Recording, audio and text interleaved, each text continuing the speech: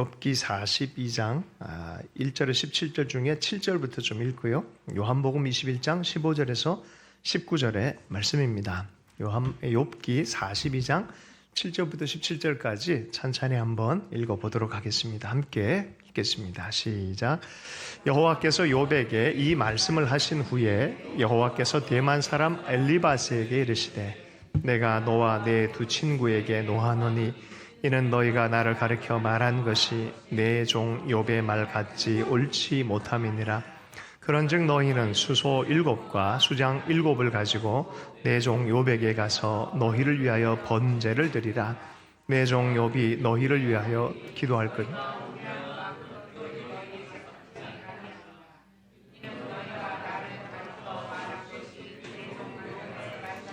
옳지 못함이라. 이에 대만 사람 엘리바스와 수아 사람 빌닷과 나아마 사람 소발이 가서 여호와께서 자기들에게 명령하신 대로 행하니라. 여호와께서 욥을 기쁘시 받으셨더라. 욥이 그의 친구들을 위하여 기도할 때 여호와께서 욥의 곤경을 돌이키시고 여호와께서 욥에게 이전 모든 소유보다 갑절이나 주신지라.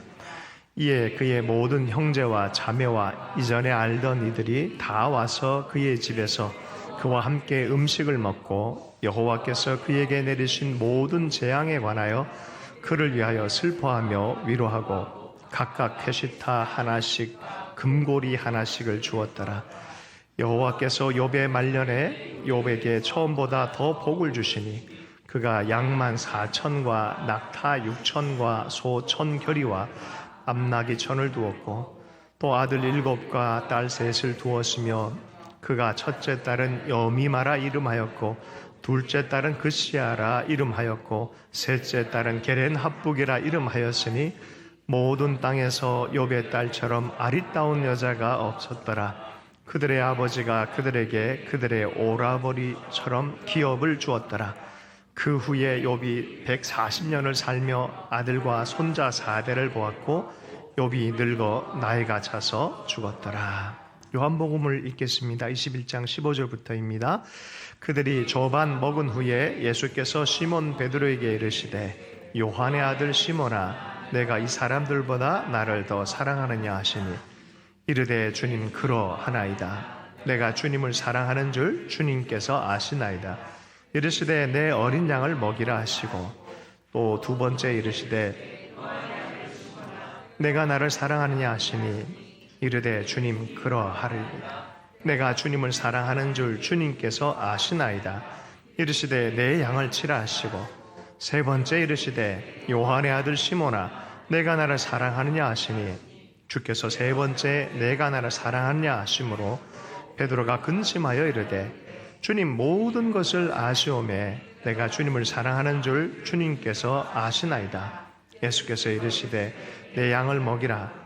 내가 진실로 진실로 내게 이르노니 내가 젊어서는 스스로 띠띠고 원하는 곳으로 다녔거니와 늙어서는 내 팔을 벌리리니 남이 내게 띠띠우고 원하지 않는 곳으로 데려가리라. 이 말씀을 하심은 베드로가 어떠한 죽음으로 하나님께 영광을 돌릴 것을 가르치심이로라. 이 말씀을 하시고 베드로에게 이르시되 나를 따르라 하시니 아멘. 한 주간 동안 우리 욥을 함께 또 고난 주간 묵상하면서 나눴었는데 오늘 말씀의 제목은 욥 고난을 통하여 묵상해보는 예수님의 부활의 의미란 제목으로 해서 말씀을 나누겠습니다. 리차드 바크의 소설 중에 갈매기의 꿈이라는 소설을 여러분 알고 계실 겁니다.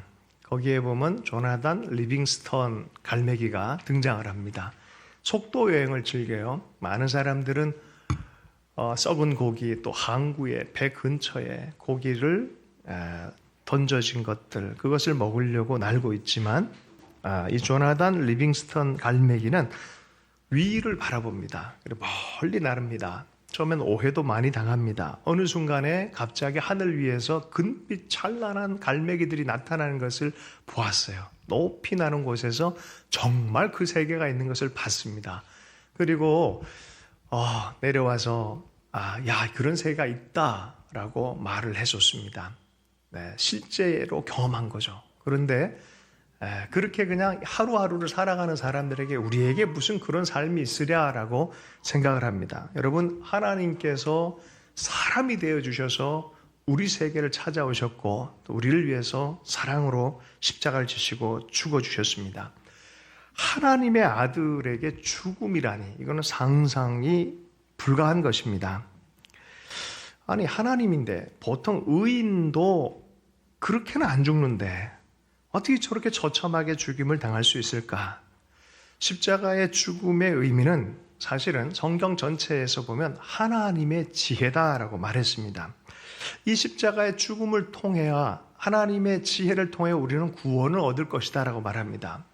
이 죽음은 우리가 오해해서는 안 될 죽음이다라고 분명히 말하고 있어요. 마태복음 10장 45절에 인자가 온 것은 섬김을 받으려 함이 아니라 도리어 섬기려 하고 자기 목숨을 많은 사람의 대속물로 주려 함이니라. 섬김의 결과 자기의 목숨을 내어주기까지, 우리의 죄를 대신해서 죽어주기까지 오신 그 의미를 가지고 있다라고 성경은 이야기를 합니다.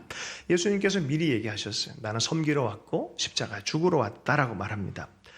또한 이 십자가의 죽음의 의미는 하나님과의 화해를 의미하고 그 화해의 능력으로 사람과 사람 사이의 화해를, 온전한 화해를 경험할 수 있도록 오셨다라 말합니다. 마태복음 27장 51절의 말씀에 주님께서 돌아가실 때 성서의 휘장 위로부터 아래까지 찢어지고 하나님의 사람들의 죄와 저주에서 가림막이 되어지고 올라가지 못하는 것, 도리어 하나님이 찢어버리신 사건이다라고 말해요. 하나님과 사람 사이의 화해의 사건이다라고 말하는 것입니다. 또한 십자가의 죽음은 하나님의 신실함을 드러낸다라고 말해요. 약속을 지키는 분이다. 그 의의 약속을 지키시는 분이다. 약속을 안 지키면 저 사람은 의롭지 않잖아요. 그죠? 그런데 어떤 사람이 죽기까지 자기 약속을 지키는 걸 보면 의로운 분이에요. 그죠? 주님은 끝까지 약속을 지키셔. 사람을 살리고 구원하기를 결정한 그 처음부터 그 약속을 끝까지 지키신 분이에요. 그 안에서 하나님의 의가 드러날 뿐만이 아니라 우리가 어떻게 가야 그 길이 보이는지도 보여준 의의 길을 완성하신 분입니다. 진리의 길, 생명의 길을 보여주신 분, 하나님의 신실함을 보여주신 것이 바로 십자가입니다. 또한 그 십자가를 통해서 하나님과 우리 사이가 새로운 언약, 하나님의 길뿐만 아니라 죄사함과 은총의 길뿐만이 아니라 하나님이 그 사랑으로 끝까지 사랑하는 예수님 안에서 새로운 계약이 시작됐다는, 끊을 수 없는 새로운 계약. 하나님이 일방적인 것처럼 보이지만 우리와 인격적으로 교제를 나누고 언약을 맺은 거예요. 하루만 우리를 돌보고 하는 게 아니라 영원토록 그리스도 안에서 십자가를 품은 사람들에게 영원한 계약을 맺은 것. 그것의 상징을 우리가 성찬을 행하는 것 아니겠습니까? 오실 때까지 그 사랑을 전하는 것 아니겠습니까?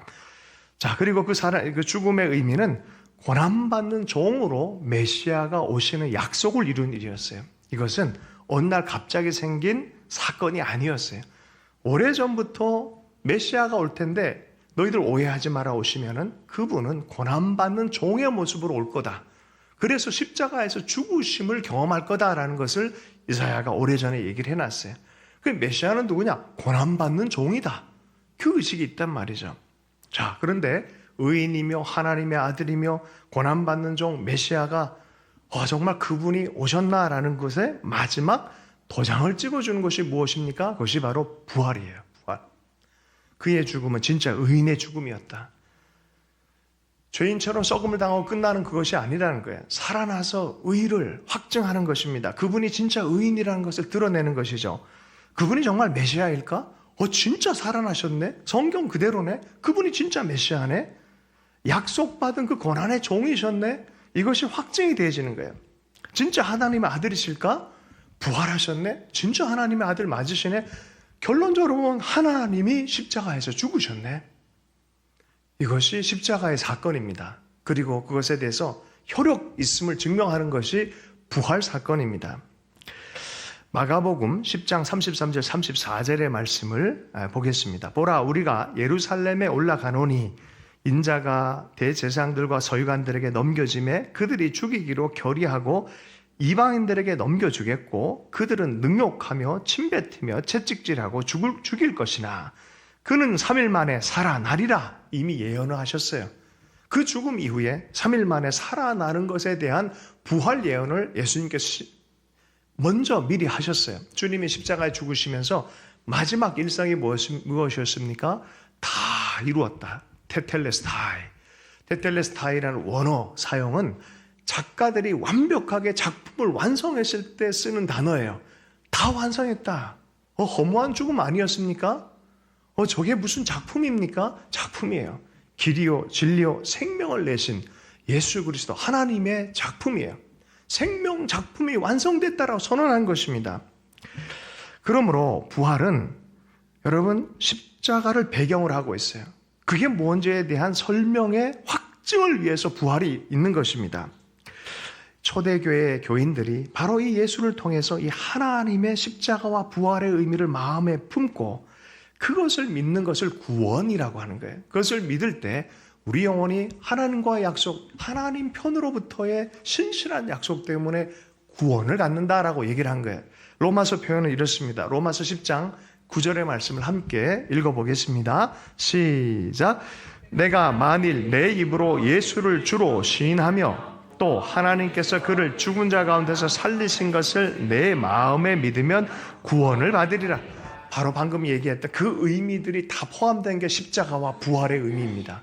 하나님이 우리를 사랑하셔서 살리기 위해 우리 죄와 저주를 대신하고 죽어주시고 그리고 다시 살아난 그 사건, 새로운 언약의 사건, 하나님 나라의 시작의 사건, 그것을 믿으면 너희들이 구원을 받을 것이다.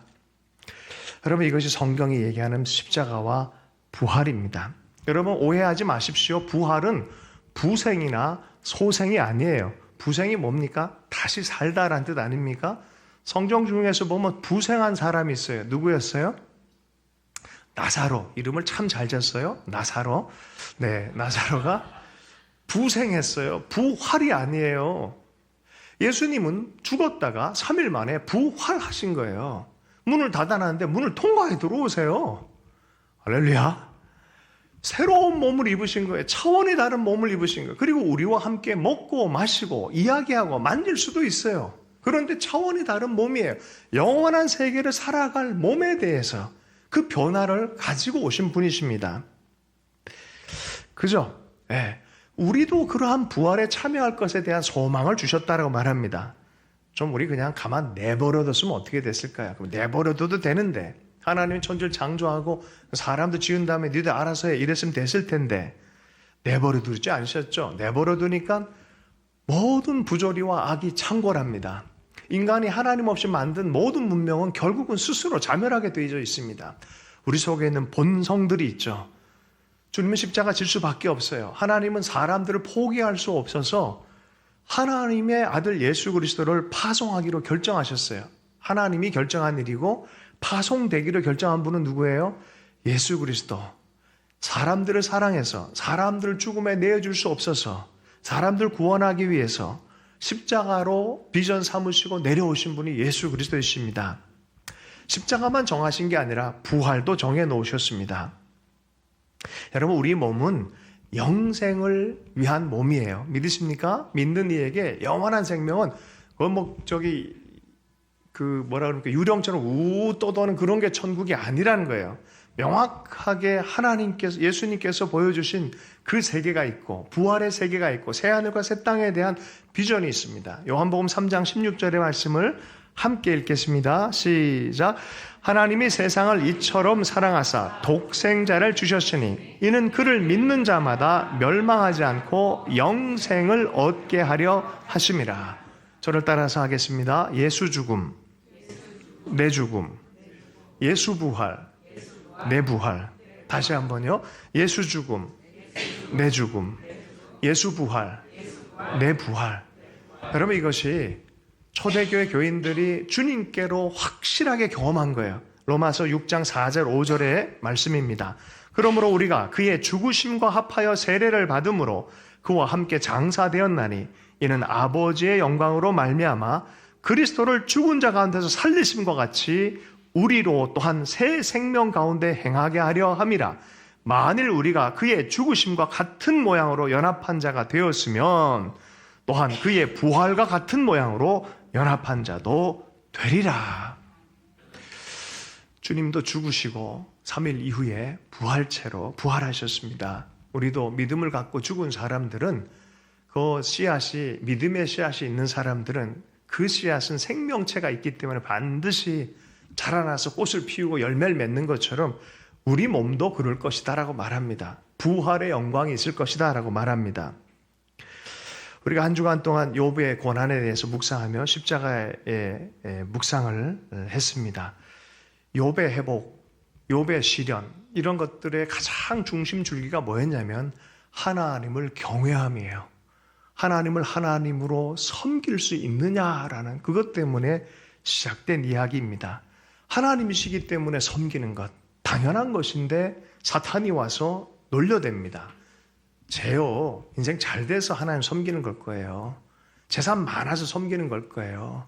쟤요, 명예가 많아서 섬기는 걸 거예요. 한번 그거 좀 다 흔들어 놓아 보십시다. 그러면 하나님 경외 안 할 거예요. 그 시험이에요. 어떤 일이 벌어졌습니까? 하나님에 대한 깊은 차원의 굉장한 테스트가 시작되어진 거예요. 막 얼마나 흔들렸는지. 욥도 마음 안에 내가 왜 의인의 삶을 산다고 생각했는데 왜 내 고난이 이렇게 깊지? 설명이 불가하네 하면서 논리적 추론을 하다가 문제가 생겨요. 제일 원인자인 하나님 앞에 딱 걸려든 거예요. 이게 하나님이시라면 이럴 수가 없는데, 살아계신 하나님이라면 이럴 수가 없는데 그 원인자에게 딱 걸린 거예요. 그러니 결론, 마음으로는 하나님을 경외하는데 결론적인 논리가 뭐예요? 하나님이 불의하신 거 아닌가? 이런 결론이 난 거예요. 이런 결론이. 그러니까 내적 갈등이 막 임하는 거예요. 나는 분명히 의롭게 살고 하나님 앞에 살았다고 생각하는데 왜 나를 불의하게 취급을 하십니까? 라는 그 마음이죠.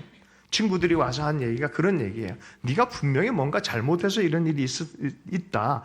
회개해라 라고 말한 죠. 그러다가 욥이 하나님의 의로움에 대해서 흔들리기 시작합니다.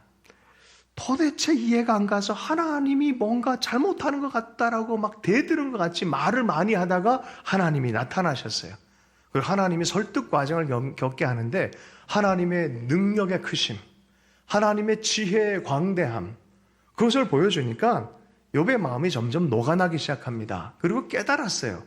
내가 이해하지 못하고 도달하지 못할 뿐이지 하나님의 공의의 손은 여전히 있구나.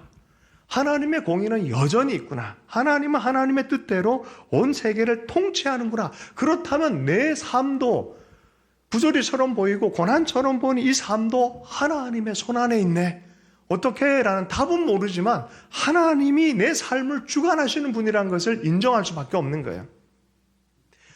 제가 요 구절을 준비하고 있을 때 갑자기 어떤 장면이 딱 떠올랐어요. 딸내미가 요리 경연대회에 갔는데 막 요리를 급하게 시간 내에 해야 돼. 옆에 경쟁자들 열심히 하는데 이 자매가 갑자기 요리 병을 딱 해야 돼. 이게 안 열려. 꽉 닫혀서 안 열려. 어떻게 합니까 이거로? 경쟁자들 이미 다 만들고 있는데 어떻게 해요? 혹시 그거 아세요? 관중석을 딱 봤더니 아버지가 있어. 아버지한테 막 갖고 가서 건네면서 아빠 하는 거예요. 아버지는 풀 수 있는 능력이 있어요. 이걸 탁 열어서 준 거예요, 딸한테. 딸 입장에서는 감당이 안 돼요. 내 힘으로 안 돼. 내 지혜로 안 돼. 내 능력으로 안 돼. 그런데 이 문제를 할 수 있는 분을 알아보았어요. 우리 아버지는 할 수 있어요. 욥이 그런 느낌이었어요. 나는 못 풀지만 하나님은 푸실 수 있구나. 그것에서 비로소 마음을 잡고 회개하기 시작합니다. 하나님은 푸실 수 있는 분이구나. 여러분 실은 십자가는 우리가 져야 될 인간의 숙명 아니겠습니까? 실존의 현장에서 보면은 아무리 선하게 열심히 의롭게 살려고 해도 우리 속에서 일어난 일은 많은 부조리와 죄악과 억압들이 있지 않습니까? 잘하려고 해도 어쩔 수 없이 그게 생길 수밖에 없는 것이 인간의 모습입니다. 죄와 저주로 고통과 고난 가운데 우리는 점철될 수밖에 없는 그런 삶을 삽니다. 주님이 그걸 아시고 우리에게 찾아오시고 우리의 죄와 저주를 대신하셔서 십자가에 죽어주셨습니다. 피 흘려주셨습니다. 그리고 그 십자가 그늘 아래 그 보혈의 피 아래 피하라, 힘을 내라, 살아라. 너희 다시 시작할 수 있다. 하나님의 능력으로 다시 그 의의 길, 생명의 길, 진리의 길 걸어갈 수 있다라고 격려해 주시는 줄로 믿습니다. 여러분, 우리 하나님은 십자가에서 온전한 계시를 이뤘다라고 얘기를 해요. 하나님이 어떤 분이냐? 오해하면 안 됩니다. 나를 죽기까지 사랑하시는 그분이, 십자가에서 죽기까지 피 흘려주신 그분이 진짜 하나님이라고 성경은 계속해서 얘기를 합니다. 하나님을 오해하지 마십시오. 하나님은 우리를 끝까지 영원토록 그 사랑을 버리지 않겠다라고 말씀하시는 분이 우리의 하나님이십니다. 고대의 개념으로는 그런 개념이 있어요. 의인이 어떻게 그냥 저렇게 죽냐? 의인이라면 보상받을 거고 의인이라면 다시 살아날 거다. 그런데 3일 만에 주님이 살아나셨어요. 이분은 누굴까요? 의인이신 거예요. 참으로 하나님의 아들이고 이분은 의인이시죠. 네, 그를 믿는 우리에게도 그 의의 전가를 주시기로 하나님이 언약해 주셨어요. 그와 함께 있으니까. 여러분, 친구랑 잘 같이 있으면요, 그 친구 따라 어딜 간다고요? 예. 그런 거예요. 그게 그리스도 예수께서 영원한 주께서 목자가 되시는 분이 내 친구가 되셔서 주님과 함께 거하기를 원하는 자들에게 하나님께서 회복의 생명을 주기로 결정하셨습니다. 그런 의미에서 욥을 하나님이 마지막에 이렇게 표현해요. 내 종 욥이라고 표현해요. 내 종이다. 내 종, 내가 목적을 갖고 쓰는 종이다라고 말합니다. 욥은 결국은 하나님이 하나님이기 때문에 경외를 한 거예요.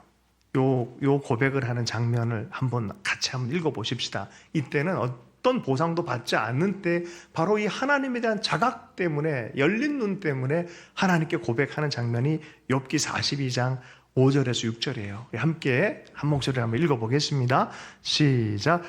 내가 주께 대하여 귀로 듣기만 하였사오니 이제는 눈으로 주를 배옵나이다. 그러므로 내가 스스로 거두어 드리고 티끌과 제 가운데서 회개합니다. 하나님, 제가 주제 넘은 얘기를 했군요. 하나님에 너무 말을 많이 했군요. 너무 경솔하게 하나님을 몰아붙였군요. 제가 회개합니다. 그러나 내가 이제 주님을 봄으로 만족합니다. 이런 소리예요. 내가 주님 한 분으로 내가 만족합니다. 내가 어떤 삶이든 회복 안 돼도 나는 주님으로 만족합니다. 하나님은 나의 하나님이십니다. 여러분, 하나님을 왜 섬기십니까? 무엇 때문에 섬기는 분들은 아직 시험 안에 있는 사람들이에요. 마귀가 와서 무슨 시험을 합니까? 먹고 사는 문제로 시험하고 명예 문제로 시험하고 권세 문제로 시험하지 않습니까? 그죠? 그런데 이미 이걸 넘어간 사람들이 있어요. 이러든 저러든 힘들건 어렵건 좋든 하나님은 하나님으로 섬기는 그 경외의 마음, 사탄아 물러가라 하는 마음 아니겠습니까? 하나님을 하나님으로 섬기는 마음 아니겠습니까? 내가 그것을 봤습니다. 내가 그것을 경험했습니다. 예, 인간의 복이 없어도 하나님을 드디어 알고 경외하는 욥, 이것이 진짜 회복입니다. 이거 진짜 은혜예요. 자, 그런데요, 제가 얼마 전에 몇 주 전에, 한 주 전쯤에 전화가 이렇게 왔습니다. 후배 목사, 전도사님이신데, 우리 교회에서 신앙생활을 했던 전도사님이에요. 북한 출신이에요. 이 전도사님이 누가 도와주겠다 그러고 막 뭔가를 줬거나 해가지고 네가 좀 이거 좀 해달라 막 이런 거예요. 근데 가만 보니까 느낌이 안 좋은 거예요. 근데 상당한 재정을 약속을 한 거예요. 몇 억 재정을 약속하는 그런 느낌이었어요. 그런데 이 형제가 신앙 양심에 또 자기의 부르심의 자리를 그런 식으로 왜곡하는 거에 대해서 참 하루 정말 심하게 고민했대. 그분들도 제가 보기에 나쁜 분도 아닌 것 같고 이 형제도 뭐 좋은 마음으로 분별하려고 애쓰는 거지 뭐 어려운 건 없지만 왠지 마음 안에 아니다라는 느낌이 들어서 아닙니다라고 얘기를 했다는 거죠. 그랬더니 되게 서운한 얘기를 많이 들었어요. 속이 좀 상해서 저한테 전화가 온 거죠. 그래서 제가 격려해줬어요. 잘했다. 하나님과 하나님 안에서 우리가 하나님의 길을 걸어가는 사람들이란 그 의식이 흐려지면 안 된다. 언약 안에 사는 것들, 하나님 안에서 사는 것들을 포기한다 그러면 성도들이 어떻게 함께 갈 수 있겠냐. 그런 얘기를 좀 이렇게 했어요. 쉽지 않은 얘기잖아요, 실은. 근데 그 뒷얘기가 재밌었어요. 목사님이 좀 부자였으면, 큰 교회였으면, 이럴 때 그냥 건물 하나 딱 사주면 얼마나 좋아요. 웃자고 한 얘기, 웃자고 서로. 내가 지금 그걸 격려하면서 얘기했던 거 서로. 웃자고 그런 얘기를 했어요. 그래서 저도 한마디 해줬어요. 야, 그치. 그러면 참 좋겠다. 근데 한 100억 정도 좀 있으면 참 좋겠다. 그런데 그거 말고, 그러면 하나님은 100억 수준에서 해석하는데 그거 말고 나는 좀 이랬으면 좋겠다는 생각이 든다. 1달러여도 수천 평 건물을 살 수 있는 그런 믿음이 좀 있었으면 좋겠다. 네가 가지고 있는 어떤 것보다 너의 믿음과 하나님 안에서 일어나는 것에 대해서 믿었으면 좋겠다. 1달러 가지고도 많은 생명의 일을 할 수 있다는 거 네가 좀 믿었으면 좋겠다. 여러분 성경 자세히 보세요. 많은 거 갖고 일 안 해요. 그죠? 오병이어가 뭘 많습니까? 환경 탓하고 조건 탓하고 그러다가 하나님의 시간을 다 놓쳐버려요. 욥이 그 마음이 변한 거야. 하나님은 내가 이런 고난 가운데도 하나님의 공의는 흐른다. 내가 이런 힘든과 어려움 안에서 하나님은 하나님이시다. 나는 마땅히 지켜야 될 마음을 지켜야 된다. 얼마나 놀라운 고백입니까? 그러므로 말미암아 하나님 얼마나 기뻐했겠어요. 이 승리는 누구의 승리입니까? 욥의 승리입니까? 하나님의 승리입니까? 두 분 다 승리하셨어요. 욥도 승리했고 하나님도 사탄에게 승리한 걸 봐라, 내 욥 아니냐. 경외한 마음을 가지고 가는 예배자 아니냐라고 말하는 것이죠. 여러분, 이 영국에 저희들이 한번 여정을 갔는데 예수전도단 국제예수전단에 3명 중에 1명이 있었어요. 리더십 중에. 그분 중에 유럽 리더 일을 하시는 린 그린이라는 분이 우리 팀이 왔다고 1시간을 운동장에 세워두고 그런 얘기를 했어요. 하나님이 새벽에 깼는데 너희들이 온다는 얘기를 이게 특별한 감동으로 주셔서 시편 37편을 너희에게 전하라라고 얘기를 했다는 거. 왜 전하라고 하셨습니까? 그랬더니 이 말씀과 더불어 하나님께서 하시는 일들에 대해서 얘기를 해라. 그러면서 그럼 뭘 얘기해야 되겠습니까? 라고 했을 때 영국 내에 있는 YM 지부 전체를 하나님이 어떻게 주셨는지에 대한 얘기를 하라는 거예요. 그 얘기를 우리가 시컷 듣고 왔어요. 왜 들어야 되는지도 모르는데. 그런데요, 요새 주셨던 마음이 아주 특별한 마음이 있습니다. 시편 37편 7절의 말씀에 이런 말씀이 있어요. 여호와 앞에 잠잠하고 참아 기다리라. 자기 길이 형통하며 악한 꾀를 이루는 자를 인하여 불평하지 말지어다. 네, 하나님 앞에서 잠잠하고 참고 기다려라. 조건과 환경과 부조리와 억압과 이런 게 사람 사이에 너무 많은데 언제 기다려요? 근데 기다리라는 거예요. 기다리라는 거야. 기다려라. 자, 37편 9절의 말씀을 함께 읽어보겠습니다. 9절 말씀 시작. 진실로 악을 행하는 자들은 끊어질 것이냐? 여호와를 소망하는 자들은 땅을 차지하리로다. 예, 그 땅에 대한 얘기 때문에 시작이 되어진 거예요. 8절에 보면 이런 말씀이에요. 분노를 그치고 불평을 그쳐라. 행하게 치우칠 거니까 너희들은 악인들처럼 세상 사람들처럼 각다구니처럼 살지 말아라. 누구한테 소망을 두며 살라고요? 여호와를 소망하며 살아라. 경외하며 살아라는 거야. 경외하며 살아라. 경외함을 하며 살면 어떤 상황이라도 하나님을 신뢰하며 살아라. 이게 뭐예요? 어떤 고난이 오고 욥처럼 굉장히 어려운 삶의 현장이 있을지라도 십자가를 지는 그런 현장이 있을지라도 하나님을 소망하며 살겠느냐 이런 얘기입니다. 소망하며 살아라. 11절 말씀을 한번 읽어보겠습니다. 시작. 온유한 자는 땅을 차지하며 풍부한 화평으로 즐기리로다. 예, 이게 온유한 거예요. 이게 온유한 거예요. 욥이 막 흔들어 놓으니까 얼마나 힘들었습니까? 우리 삶의 십자가가 막 들어오기 시작하고 고통이 들어오면 얼마나 많이 흔들립니까? 그럼에도 불구하고 주님이 온전히 하나님 아버지의 계획을 신뢰하고 자기가 가는 길을 확정하시면서 십자가를 테텔레스타이 다 이루셨어요. 우리도 우리에게 분량들이 있어요. 고난의 분량들이 있어요. 하나님께 주신 고난의 분량들이 있어요. 걸어가야만 하는 길이 있어요. 여러분, 예수 그리스도의 십자가의 상처는 어떤 의미인지 아십니까? 사랑의 기록이에요. 부활체여도 그 기록은 남아있어요. 우리를 향한 사랑의 기록이에요. 사랑은 어떻게 증명되는지 아십니까? 기본적으로 고난을 감내하는 걸 통해 사랑이 증명이 되어집니다. 내가 아파하는 걸 통해서 사랑이 증명되어집니다. 그래서 사랑은 오래 참고로 시작하는 거예요. 십자가는 하나님의 사랑의 결정체입니다. 그분이 고난당하고 죽어주신 것이죠. 예. 그런데 올해 우리의 주제 말씀이 뭡니까? 37장 5절 6절 너희 길을 여호와께 맡기라. 이제 맡길 수 있는 거예요. 딸이 아버지한테 맡기듯, 욥이 이제 하나님을 경외하며 삶 전체의 고난마저도 맡기듯 너희 길을 여호와께 맡기라. 저를 의지하면 저가 이루시고 내 의를 빛같이 나타내시며 왜곡되어진 네 공의마저도 너의 공의에 너의 의의 길조차도 정오의 빛같이 하시리라. 이것이 성경 전체를 관통하는 거예요. 역사가 왜곡되고 혼돈스럽고 인생이 막 롤러코스터 타는 것 같고 지옥으로 떨어지는 것 같아도 이 하나님의 공의는 영원하다는 거야. 신뢰하고 맡겨라.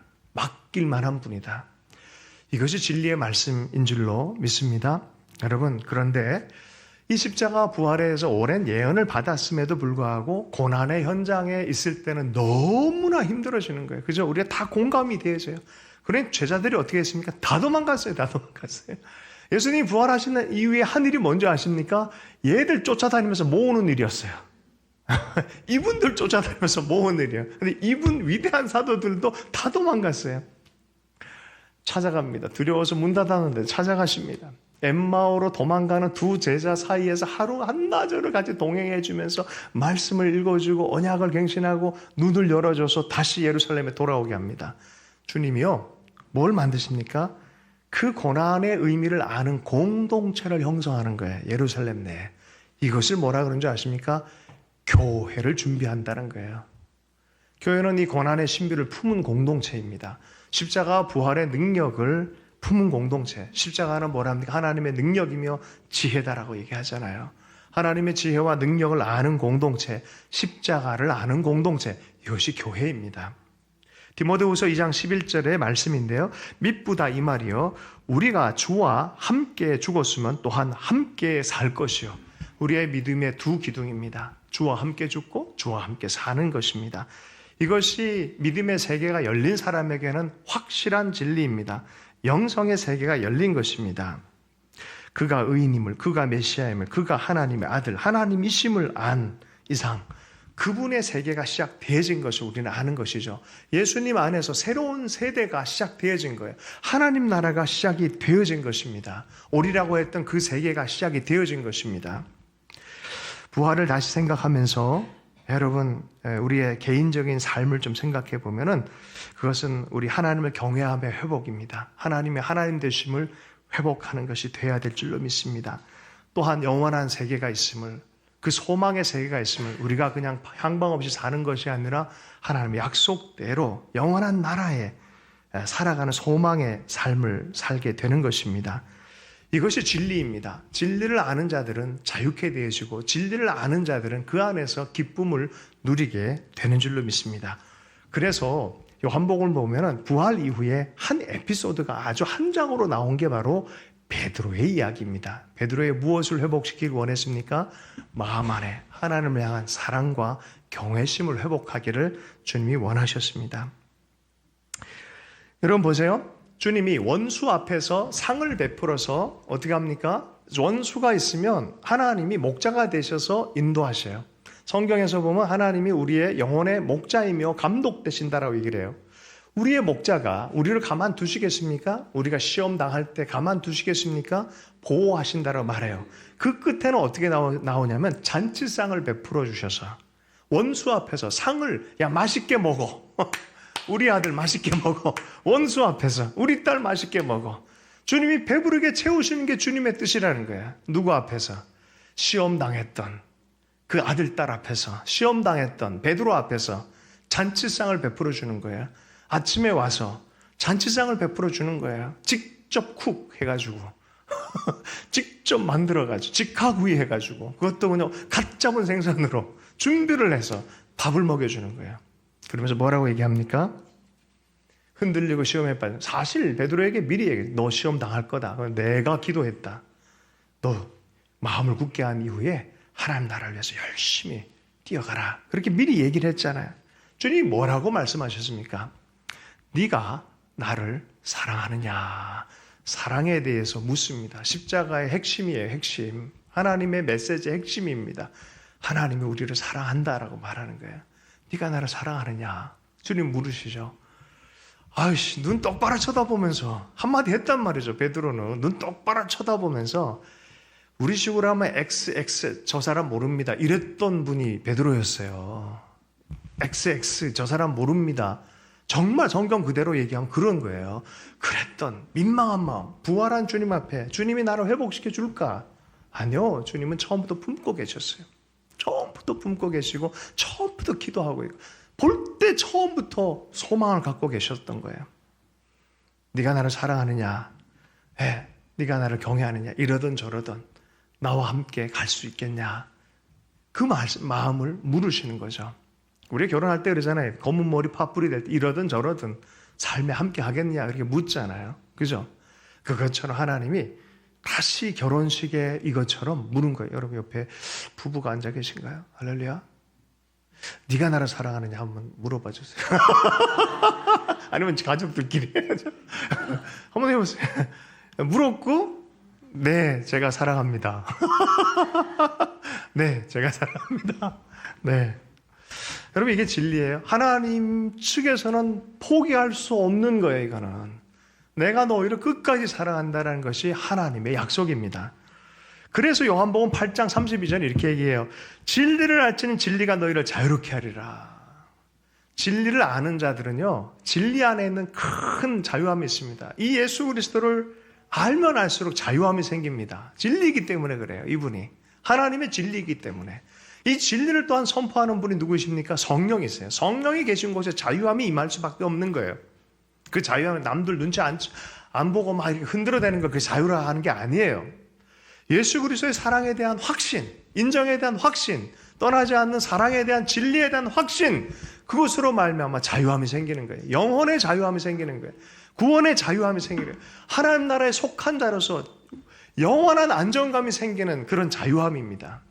여러분 예수 믿는 것을 소중하게 생각해야 될 시즌이에요. 지금은 너무나 성경을 이게 흐려놓고 우리의 마음을 빼앗는 욕심과 유혹이 얼마나 많은지 몰라요. 그걸 자극해야만 세계가 구축되니까 여러분 주님께 집중할 수 있는 여러분 되길 축복합니다. 디모데전서 3장 15절 이것이 바로 교회라고 얘기를 해요. 이러한 진리를 품은 공동체를 교회다라고 합니다. 디모데전서 3장 15절 말씀, 이 집은 살아계신 하나님의 교회요 진리의 기둥과 터니라. 예수 그리스도 안에 있는 이 진리를 깨닫고 또 그 안에서 예수 그리스도를 전하는, 그래서 사도행전에서는 제자들을 부활의 증인, 십자가와 부활의 증인이라고 말합니다. 자, 이것을 1000년 전에 예수님의 십자가 1000년 전에 십자가 사건 1000년 전에 다윗도 이 부활 사건을 봤다라고 성경은 얘기를 해요. 다윗은 왕으로만 이해하고 있는데 사실은 선지자다라고 성경은 얘기를 해요. 사도행전 2장 30절 31절의 말씀 우리 함께 읽습니다. 시작.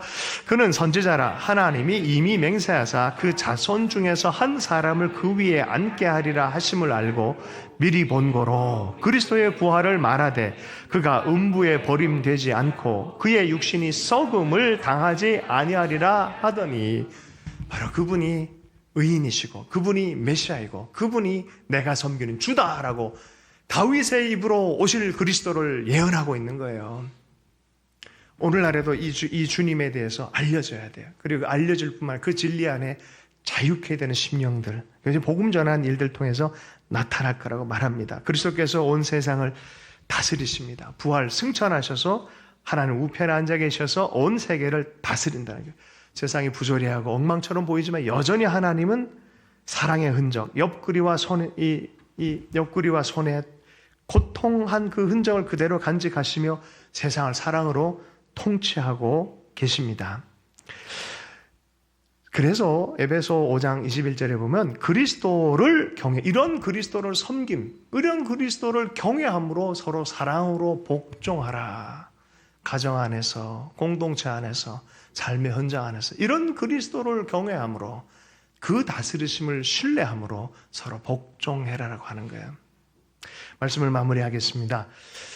Bridge over Troubled Water, 제가 바르게 했나요? 그 험한 세상 다리가 되어라는 그런 노래를 불렀던 분이 있습니다. 이분의 이름이 폴 사이먼 앤 가펑클이라는 옛날 아주 유명한 레전드 음악 그룹이 있죠. 이분이 첫 노래로 벅서라고 해서 벅서, 살아나려고 그냥 어떻게든지 살아나려고 하고 정말 이 삶을 떠나보고 싶고 그러나 내가 내일이면 좀 삶을 떠나고 싶다 막 그렇게 하는데 후렴구는 어떻게 됩니까? 라일라라이 라일라라이 그러죠. 영어로 보면 라이라 돼 있어요. 라이 거짓말 82세가 된 분이 얼마 전에 새벽에 이분은 유대인이에요. 유대인 배경을 갖고 있는데 새벽녘에 하나님의 음성을 들은 거예요. 그리고 노래를 새롭게 만들기 시작했어요. 그게 세븐 삶, 7개의 시편이란 노래를 만들었어요. 그 첫 번째 노래가 The Lord예요. 주님. 주님에 대해서 삶 안에 주님이 다가오심에 대한 노래, 성경의 시편의 영감을 받아서 또 꿈에서 들었던 그 음성과 그 보여지는 그대로 만들었어요. 보니까. 근데 그 후렴구가 어떻게 되는지 아십니까? 투루루루 라이로 시작한 인생이 투루로 끝나요. 투루루. 여러분 어디로 시작된지 각자의 삶이 시작됐지만 그리스도 안에서 우리가 하나를 이루고 또 주님이 보여준 그 길로 진리의 길로 걸어가는 우리 십자가 부활을 간직하는 신비를 간직한 신앙생활 주님의 사람 될 수 있기를 축복합니다. 주신 말씀 붙들고 기도하십시다. 우리 주님께 감사드리십시다. 그 사랑에 감사하십시다. 다른 어떤 무엇, 내게 뭘 줘서가 아니라 그분이 그분으로 사랑하시기 때문에 우리가 마땅히 감사하고 경외해야 될 분이십니다. 그 하나님께 감사의 기도, 결단의 기도 함께 드리도록 하겠습니다. 하나님 아버지 감사합니다. 그 사랑 안에 살게 해주시고 그 사랑에 이끌려 살게 하시고 끊을 수 없는 그 사랑 안에 하나님의 능력으로 성령의 또한 감동과 능력으로 살게 하시니 감사합니다.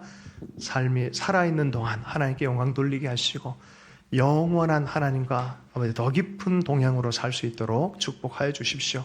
십자가 부활의 신비를 간직한 살아있는 신앙으로 하나님 이 시대를 뚫어가며 살 수 있도록 주의 나라를 보이며 살 수 있도록 축복하여 주시옵소서. 예수 이름으로 축복하며 기도했습니다.